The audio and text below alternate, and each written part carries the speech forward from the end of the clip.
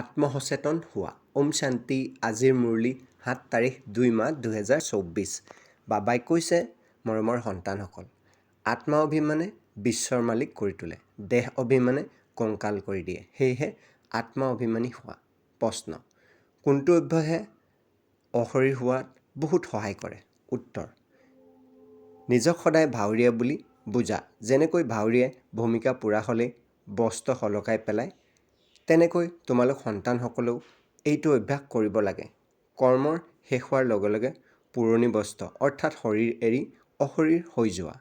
আত্মা ভাই ভাই হয়, এইটো অভ্যাস কৰি থাকা। এয়াই পাৱন হোৱাৰ সহজ সাধন। শৰীৰলৈ চালে আসুৰিক খেয়াল চলে, সেয়েহে অশৰীৰ হোৱা। ওম শান্তি। ধাৰণাৰ বাবে মুখ্য সাৰ। ১.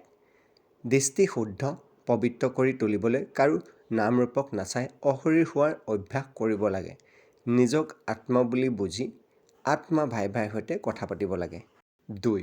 সকলোৰে আপ্যায়ন পাবলৈ জ্ঞান যোগৰ শক্তি ধাৰণ কৰিব লাগে। দৈবী গুণেৰে সম্পন্ন হ'ব লাগে। চৰিত্ৰ শুধৰোৱাৰ সেৱা কৰিব লাগে। বৰদান, বেমাৰৰ সচেতন হোৱাৰ সলনি আনন্দ মনে হিচাপ নিকাচ নিষ্পত্তি কৰোঁতা আত্মসচেতন হোৱা। শ্লোগান, প্ৰতিটো গুণ প্ৰতিটো শক্তিৰ অনুভৱ কৰা অৰ্থাৎ অনুভৱী মূৰ্ত হোৱা। ওম শান্তি।